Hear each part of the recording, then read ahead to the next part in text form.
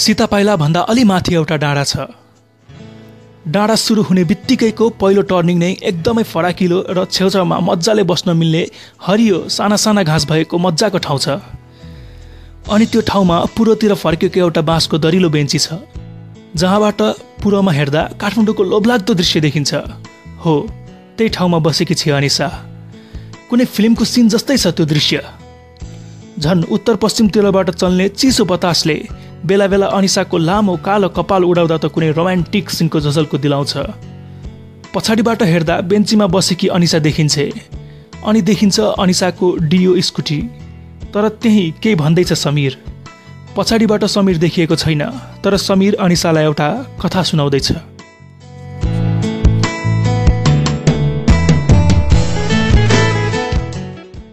एका देशमा एउटा राजा थियो अरे, अनि त्यो राजाको सुन्दर राजकुमार थियो अरे। अनि त्यो राजकुमारको एउटा अर्कै देशको सुन्दर राजकुमारीसँग प्रेम बसेको थियो अरे। उनीहरू एकअर्कालाई एकदमै मन पराउँथे अरे। एक दिन राजकुमार आफ्नो राजकुमारीलाई भेट्न घोडामा चढेर आउँदै थियो अरे। अचानक दुश्मनहरूले राजकुमार एक्लै भएको मौका पारेर हमला गरे रे। अनि सबै मिलेर राजकुमारलाई मारिदिए रे। उता भने बिचरा राजकुमारी आफ्नो राजकुमारलाई पर्खिरहन् रे। समीर कथा भन्दा भन्दै एकछिन रोकिन्छ। कथामा ध्यानमग्न भएर सुनेकी अनिसा पनि एकछिन सुनिरहन खोज्छे। अनि समीरले केही नबोलेपछि मुख खोल्छे। अनि के भयो त त्यसपछि? अनि फेरि राजकुमार आफ्नो राजकुमारीलाई भेट्न स्वर्गबाट राजकुमारी भएको ठाउँमा आइपुग्यो रे। समीर मुस्कुराउँदै अनिसालाई सुनाउँछ। उता जाऊ तिमी त छ्या, के यस्तो पनि कथा हुन्छ? हावा कथा सुनाउँछौ? कस्तो राजकुमार हो र त्यो? के नै होला भनेर कथा सुनेकी अनिसा यस्तो दन्त्य कथा जस्तो अन्त्य सुनेपछि समीर सामु कर्किन्छे।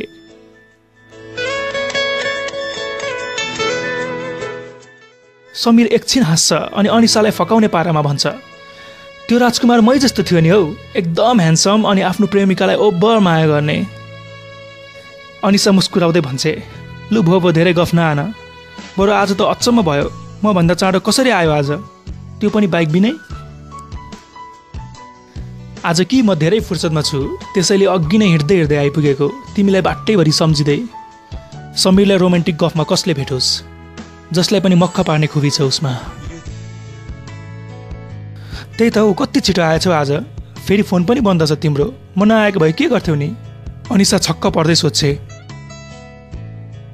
मलाई थाहा थियो तिमी आज भनेकै टाइममा आउँछौ भनेर। मेरो मोबाइलको ब्याट्री डाउन भयो, लाइन पनि आएन, अनि भने नि आज मलाई केही हतार छैन। समीर अनिसाको प्रश्नको उत्तर दिन्छ। तर हेर न, आज मलाई घर चाँडै जानु छ। बाबाको सामान लिन पनि मै जानुपर्ने छ बानेश्वर, अनि फर्केर फेरि फुपूकोमा पनि जानु छ। अनिसा आफू आज धेरै बेर बस्न नमिल्ने सङ्केत दिन्छे। है, यो समय पनि कस्तो खालको नि? मेरो हातमा भएको भए धेरै पटक दोहोऱ्याइदिन्थे, तर मौका आज मात्र छ। समीर थोरै दार्शनिक बन्छ। समय त सधैँ त्यस्तै हुन्छ नि, बरु हामी पो हतारिन्छौँ। ए बरु भन न, मैले आज तिमीलाई किन बोलाएको? अनिसा मुस्कुराउँदै प्रश्न गर्छे। खै, म त खालि तिमीलाई एकपल्ट हेर्न मात्र आएको। समीरले आफ्नै खाले जवाफ दिन्छ। खुब आउँछ है गफ। मैले तिम्रो लागि एउटा गिफ्ट ल्याइदिएको छु, गेस गर त के ल्याएको छु? अनिसा समीरलाई गेस गर्न लगाउँछे। मलाई थाहा छ, तिमीले मलाई घडी ल्याइदिएको छौ, क्यासियोको रिस्ट वाच। समीर केही स्योर भएर जवाफ दिन्छ। अरे, तिमीलाई कसरी थाहा भयो मैले घडी ल्याएको छु भनेर? अनिसा छक्क पर्दै सोध्छे। किनकि म सधैँ ढिलो आउँछु नि त, होइन? त्यही भएर गेस गरेको नि, समीर मुस्कुराउँदै जवाफ दिन्छ। त्यो त हो कि, तर कसरी थाहा भयो त क्यासियो कम्पनी के हो भनेर? अनिसा फेरि कसले सुनाएछ समीरलाई गरे जसरी प्रश्न गर्छे। गेस गर भन्यो, मैले गरेँ। समीर मुस्कुराइ मात्र रहन्छ, तर कसरी थाहा भयो त्यो रहस्य खोल्दैन।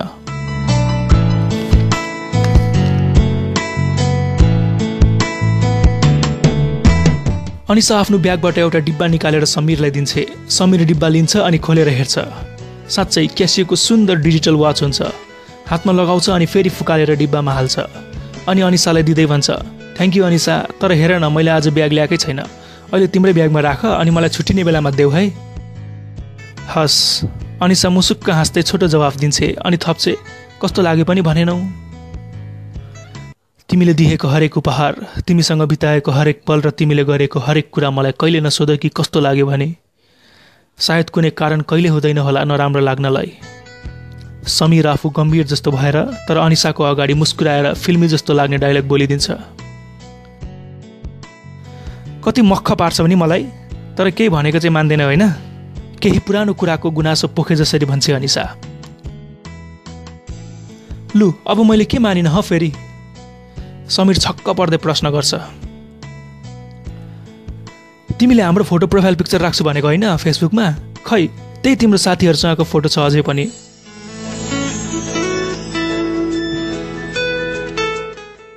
भ्याकै छुइनँ नि त हौ। लु तिम्रो मोबाइल ल्याऊ त, अहिले खिचौँ अनि भरे मेरोमा पठाइदेऊ। लाइन आउने बित्तिकै राख्छु, हुन्छ? समीरले विश्वासिलो पारामा भन्छ। अनिसा पर्सबाट मोबाइल निकाल्छे अनि समीरको नजिक आउँछे। दुवैजना पश्चिमतिर फर्किन्छन् अनि पूर्वको सिनाउने गरी सेल्फी खिच्छन्। भरे सबै भाइबरमा पठाऊ है, अनि म एडिट गरेर एउटा हाल्छु। समीर अनिसालाई मिठो आदेश दिन्छ। हस्, अनि म पनि त्यही हाल्छु ल। अनिसा गाला रातो पार्दै भन्छे। ओके मेरो राजकुमारी। समीर अनिसालाई आफ्नो अङ्गालोतिर तान्दै फुर्के पारामा बोल्छ। अनिसा आफूलाई ढिलो भएको जानकारी दिन्छे र स्कुटीको चाबी र हेलमेट समीरलाई दिँदै कुदाउन सङ्केत दिन्छे। तर समीर आफू आज नकुदाउने कुरा गर्छ र भन्छ, आज तिमी कुदाउन है, अनि यता पछाडिको पहाडको बाटो घुमाएर लैजाऊ, यो बाटो त घर आइहाल्छ। अरे आज के भयो तिमीलाई? मलाई त तिमीसँग हुँदा कुदाउनै दिँदैन थियौ। अनिसा थोरै छक्क पर्दै सोध्छे। आज मलाई तिम्रो पछाडि बस्न मन लाग्यो नि त हौ। तिम्रो हावामा उड्दै गरेको केस चलाउन मन लाग्यो, तिम्रो कम्मर पक्रन मन लाग्यो, तिम्रो चुप्लाका त्यहाँ पछाडि बसेको बेला चल्ने होइन है, पल्टियो भने म जान्दिनँ नि फेरि। अनिसा स्कुटर स्टार्ट गर्दै समीरलाई नचल्न सतर्क गराउँछे। उनीहरू पछाडिको बाटोबाट समीरको घरतिर फर्कन थाल्छन्। बिस्तारै मिठो मिठो कुरा गर्दै र जिस्कदै गइरहेको हुन्छन्। एक्कासी समीर अनिसाको कम्मर अलि जोडले पक्रदै भन्छ, रोक रोक रोक, एकछिन यहीँ रोक न।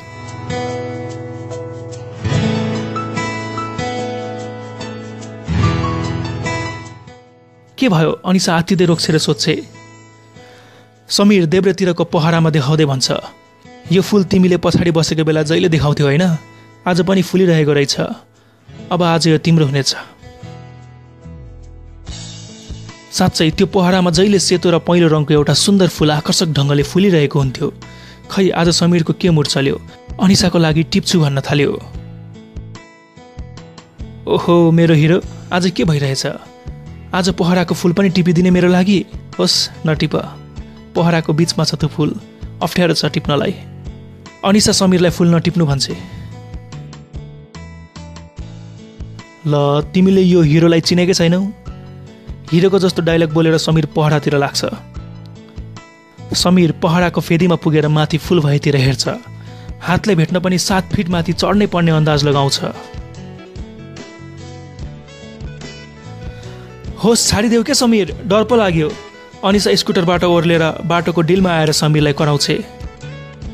तर समीर रोकिनेवाला थिएन। उसले सुरुमा आँखाले बाटो बनायो अनि हातले सानो लहरा समातेर दाहिने खुट्टा पहरामाथि राख्यो। लहरा कमजोर रहेछ, अलि बल लगाउने बित्तिकै चुडियो। समीरको हात पहरामा घिस्रियो। समीर भयो के, छाडिदेऊ भन्या? अनिसा फेरि डिलबाटै कराउँछे। समीरले सुनेर नि नसुने जस्तो गर्यो र अर्को दरो ठाउँ खोज्यो हात राख्न। यसपटक उसको हातले कुनै दरो जरा भेट्यो। उसले बल लगायो र एक स्टेप माथि उक्लन सफल भयो।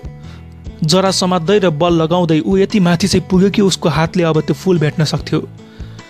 देब्रे हातले जडा पक्रेर दाहिने हात उसले फुलतिर लम्कायो। उता अनिसाको पनि सास रोकिरहेको थियो।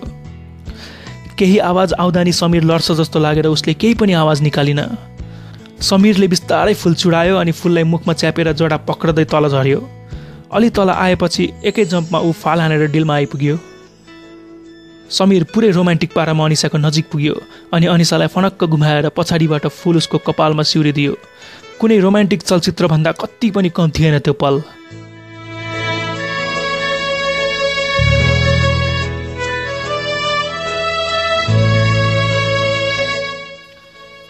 अनिसा त्यो फुलले मात्र सजिँदा पनि कुनै कथाकी परी जस्तै देखिएकी थिए।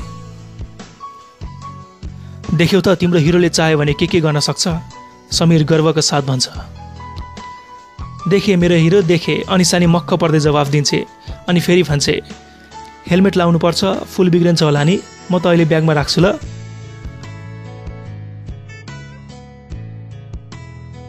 हुन्छ, तर छिट्टै ओइलाउन नदेऊ है मेरो यो मायाको चिनोलाई। समीर आफूले दुःख गरिदिएको फुलको लोभ गर्दै भन्छ। हुन्छ भनेर अनिसा शिरबाट फुल झिकेर ब्यागमा राख्छे, फेरि हेलमेट लगाएर स्कुटरमा बस्छे र समीरलाई पनि बस्ने इसारा गर्छे। उनीहरू अब सीतापाइला आइपुग्छन्। समीरको घर जाने बाटो छुट्टिने ठाउँमा पुगेपछि अनिसाले स्कुटी रोक्छे र भन्छे, के भएको तिम्रो घर अगाडि, भिड छ त? खै मलाई यहीँ छाडिदेऊ, म गएर हेर्छु, म यहीँबाट जान्छु ल। समीरले त्यहीँबाट आफू घरतिर लाग्ने भन्छ। हुन्छ, अनि सुन त फोन चार्ज भयो होला, अन गर है। अनिसा समीरलाई फोन अन गर्न सम्झाउँछ अनि स्कुटर स्टार्ट गर्छे र बाई भनेर चोकतिरको बाटो लाग्छे। समीर पनि आफ्नो घरतिर जान्छ। अनिसा सीतापाइला चोक आइपुग्न लाग्दा झट्ट सम्झिन्छे, ला घडी त दिनै बिर्सेछु। स्कुटी फनक्क घुमाएर अनिसा फेरि समीरको घरतिर लाग्छे। समीरको घर अगाडि अझै भिड नै हुन्छ। केही पर स्कुटी रोकेर अनिसा समीरको घर नजिक पुग्छे। त्यहाँ पुग्दा उसले सबैको अनुहारमा गहिरो दुःख र निराशा देख्छे। कोही रोइरहेको पनि हुन्छन्। अनिसाको मन डराउन थाल्छ, कतै समीरको परिवारको कसैलाई केही त भएको छैन। अचानक उसको आँखा मसँग जुझ्न जान्छ। मेरो नाम निजम, म समीरको साथी। अनिसा पनि मलाई समीरले नै चिनाएको थियो, सायद 4 महिना अगाडि। अनिसाले मलाई त्यो भिडमा अलि चिनेको देखियो होला, त्यसैले ऊ बिस्तारै मेरो नजिकै आई। नजिकै आएपछि उसले मेरो आँखामा पनि आँसु राम्रोसँग देखियो होला। उसको आँखा सायद समीरलाई खोज्दै थियो, तर मेरो पछाडि थोरै पर भुइँमा उसको नजर गइहाल्यो, जहाँ समीरको लासलाई सेतो कपडा ओढाएर राखिएको थियो। सुरुमा अनिसाको आँखामा आँसु नदेख्दा त म चकित परेको थिएँ, तर समीरको लास देखेर ऊ एक्कासी तर्सिएको देखेर मैले बुझेँ कि उसले समीरको मृत्युको खबर पाएकी नै थिइन। ऊ एक्कासी तर्सेर बोली, यो के गर्नुभएको तपाईहरूले? समीर भर्खरैसम्म मसँगै थियो।